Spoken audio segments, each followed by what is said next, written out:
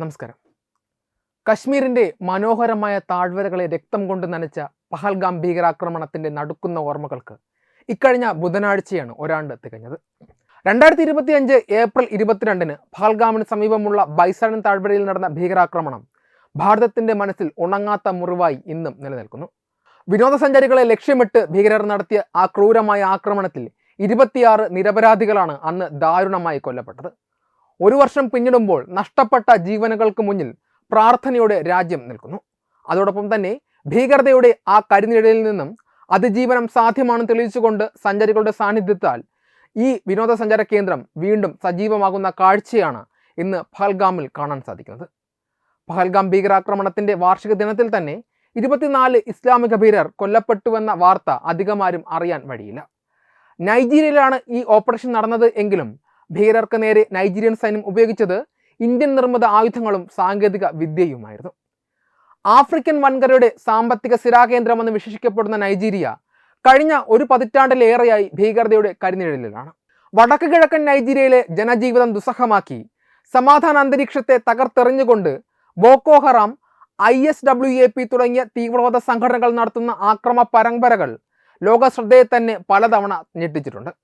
ആയിരക്കണക്കിന് നിരപരാധികളുടെ ജീവൻ നഷ്ടപ്പെട്ടതും ദശലക്ഷക്കണക്കിന് ജനങ്ങൾ അഭയാർത്ഥികളായി പലായനം ചെയ്യേണ്ടി വന്നതും ഈ സംഘർഷത്തിന്റെ ഭീകരമായ വശങ്ങളാണ്. ഈ പശ്ചാത്തലത്തിൽ വടക്ക് കിഴക്കൻ നൈജീരിയയിലെ ബോർണോ സ്റ്റേറ്റിലുള്ള കുക്കാരറ്റയിൽ സൈന്യം നടത്തിയ പ്രത്യാക്രമണം വലിയൊരു സൈനിക നേട്ടമായും ഭീകരതയ്ക്കെതിരായ പോരാട്ടത്തിലെ നിർണായകമായ ഒരു ചുവടുവെപ്പായും മാറുകയാണ്. കഴിഞ്ഞ ബുധനാഴ്ച അർദ്ധരാത്രിക്ക് ശേഷമായിരുന്നു കുക്കാരറ്റയിൽ ഭീകരർ തങ്ങളുടെ ആക്രമണം ആരംഭിച്ചത്. വളരെ ആസൂത്രിതമായ രീതിയിൽ പ്രദേശത്തെ ജനങ്ങളെയും സുരക്ഷാ ഉദ്യോഗസ്ഥരെയും ആക്രമിക്കുക എന്നതായിരുന്നു ഇവരുടെ ലക്ഷ്യം. എന്നാൽ സംഭവ സ്ഥലത്തുണ്ടായിരുന്ന നൈജീരിയൻ സൈന്യം അത്യന്തം ജാഗ്രതയോടെ തന്നെ ഈ ആക്രമണത്തെ നേരിട്ടു. മേജർ ജനറൽ അബ്ദുൾ സലാം അബൂബക്കറിന്റെ നേതൃത്വത്തിൽ നടന്ന പ്രത്യാക്രമണം മണിക്കൂറുകളോളം നീണ്ടുനിന്നു. പുലർച്ചെ 3 മണി വരെ നീണ്ടുനിന്ന ഈ കനത്ത പോരാട്ടത്തിൽ ഭീകരരെ സൈന്യം നിഷ്കരണം അടിച്ചമർത്തുകയായിരുന്നു. തങ്ങൾ അപ്രതീക്ഷിതമായി നേരിട്ട സൈനിക പ്രതിരോധത്തിൽ പകച്ചുപോയ ഭീകരർ ഒടുവിൽ ചിതറിപ്പായുന്ന കാഴ്ചയാണ് പിന്നീട് കണ്ടത്. ഈ പ്രത്യാക്രമണത്തിൽ 25 ഭീകരരെയാണ് സൈന്യം വധിച്ചത്. ഇവരിൽ ISWAP ഗ്രൂപ്പിന്റെ മുതിർന്ന കമാൻഡർ അബു ഉമർ ബുണ്ടി മുൻസീറും ഉൾപ്പെടുന്നു. ഇത് സൈന്യത്തിന്റെ വിജയത്തിന് മാറ്റുകൂട്ടി. ഒരു തീവ്രവാദി സംഘത്തെ സംബന്ധിച്ചിടത്തോളം അവരുടെ നേതൃനിരയിലെ ഒരാൾ കൊല്ലപ്പെടുക എന്നത് വലിയൊരു തിരിച്ചടിയാണ്. പോരാട്ടത്തിനിടെ സൈന്യത്തിന് നേരിയ പരിക്കുകൾ പറ്റിയിട്ടുണ്ട് എങ്കിലും ഒരൊറ്റ ഭീകരനെ ജീവനോടെ പിടികൂടാൻ സാധിച്ചത് സംഭവത്തിന്റെ ഗൗരവത്തെയും സൈന്യത്തിന്റെ കാര്യക്ഷമതയും വ്യക്തമാക്കുന്നു. മാത്രമല്ല, കുക്കാരറ്റയിലെ ഈ തിരിച്ചടിക്ക് ശേഷം പ്രദേശം അരിച്ചുപെറുക്കിയ സൈന്യത്തിന് ലഭിച്ചത് വൻ ആയുധശേഖരമാണ്. 18 AK-47 റൈഫിളുകൾ, 3 ജനറൽ പർപ്പസ് മെഷീൻ ഗണ്ണുകൾ, 2 PKT ആന്റി എയർക്രാഫ്റ്റ് ഗണ്ണുകൾ, 3 റോക്കറ്റ് പ്രൊപ്പൽഡ് ഗ്രനേഡ് ട്യൂബുകൾ, 2 മോട്ടാർ ട്യൂബുകൾ എന്നിവ ഇതിൽ ഉൾപ്പെടുന്നു. ഇത്രയധികം ആയുധങ്ങൾ പിടിച്ചെടുത്തത് പ്രദേശത്തെ ഭീകരപ്രവർത്തനങ്ങൾക്ക് വലിയൊരു തടയിടാൻ സഹായിക്കും. വടക്ക് കിഴക്കൻ നൈജീരിയയിലെ ബോർണോ, ആദമാവ, യോബോ തുടങ്ങിയ സംസ്ഥാനങ്ങളിലാണ് ദീർഘകാലമായി ഈ സംഘർഷം ഏറ്റവും കൂടുതൽ നാശം വിതച്ചിരിക്കുന്നത്. ബോക്കോ ഹറാമിൽ നിന്നും വേർപിരിഞ്ഞെത്തിയ ISWAP സംഘം കൂടുതൽ മാരകമായ ആക്രമണങ്ങളാണ് ഈ പ്രദേശങ്ങളിൽ നടത്തിക്കൊണ്ടിരിക്കുന്നത്. സമാധാനപരമായ ജീവിതം ആഗ്രഹിക്കുന്ന സാധാരണക്കാരുടെ സ്വപ്നങ്ങളെ തകർക്കുന്ന ഇത്തരം ആക്രമണങ്ങൾ ആവർത്തിക്കുമ്പോൾ കുക്കാരറ്റയിൽ സൈന്യം കാണിച്ച വീര്യം പ്രാദേശിക ജനതയ്ക്ക് വലിയൊരു ആശ്വാസമാണ് നൽകുന്നത്. ഒപ്പം ഇതൊരു ഓർമ്മപ്പെടുത്തൽ കൂടിയാണ്. ആയുധം കൊണ്ട് സമാധാനം തകർക്കുവാൻ ശ്രമിക്കുന്നവർക്ക് മുന്നിൽ രാജ്യത്തിന്റെ സുരക്ഷ കാക്കുന്നവർ ഒരിക്കലും കീഴടങ്ങില്ല എന്ന ശക്തമായ സന്ദേശം. ഈ വിജയം സൈന്യത്തിന്റെ ആത്മവിശ്വാസം വർദ്ധിപ്പിക്കുന്നുണ്ട് എങ്കിലും നൈജീരിയൻ മണ്ണിലെ ഭീകരതയ്ക്കെതിരായ പോരാട്ടം ഇപ്പോഴും പൂർണ്ണമായിട്ടില്ല എന്ന യാഥാർത്ഥ്യം ഇപ്പോഴും അവശേഷിക്കുന്നു. ദശലക്ഷക്കണക്കിന് ആളുകളുടെ പുനരധിവാസവും സുരക്ഷാ സംവിധാനങ്ങളുടെ ബലപ്പെടുത്തലും തീവ്രവാദ ആശയങ്ങൾക്കെതിരായ ബോധവൽക്കരണവും എല്ലാം ചേർന്നാൽ മാത്രമേ ഈ പ്രദേശത്ത് ശാശ്വതമായ സമാധാനം പുലരുകയുള്ളൂ. എന്നിരുന്നാലും കുക്കാരറ്റയിലെ സൈനിക ഓപ്പറേഷൻ തെളിയിക്കുന്നത് ഭീകരരുടെ തന്ത്രങ്ങളെ തിരിച്ചറിയാനും അവയെ ചെറുത്തു തോൽപ്പിക്കാനും നൈജീരിയൻ സൈന്യത്തിന് കഴിയും എന്ന് തന്നെയാണ്.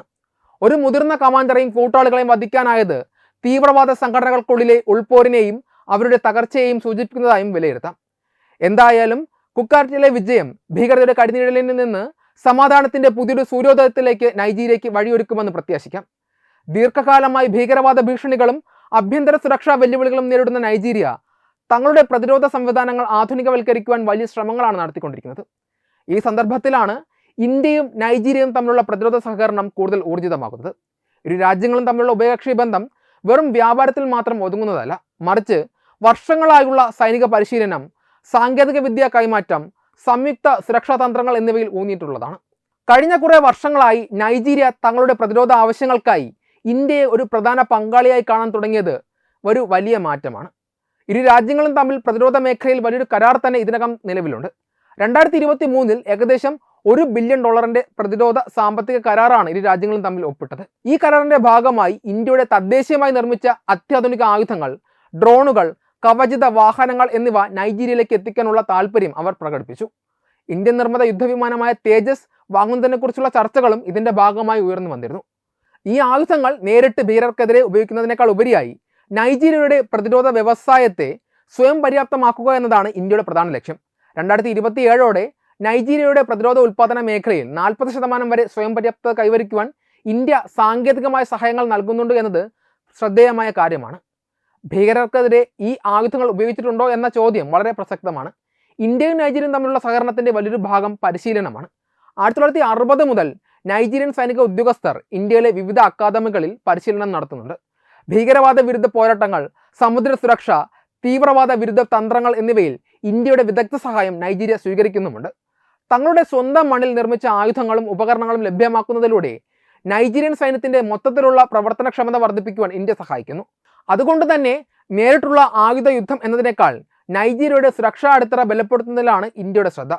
നൈജീരിയയിലെ ഭീകരതയെ നേരിടാൻ ഇന്ത്യ നൽകുന്ന സഹായങ്ങൾ ദീർഘകാലാടിസ്ഥാനത്തിൽ നിർണായകമാകും.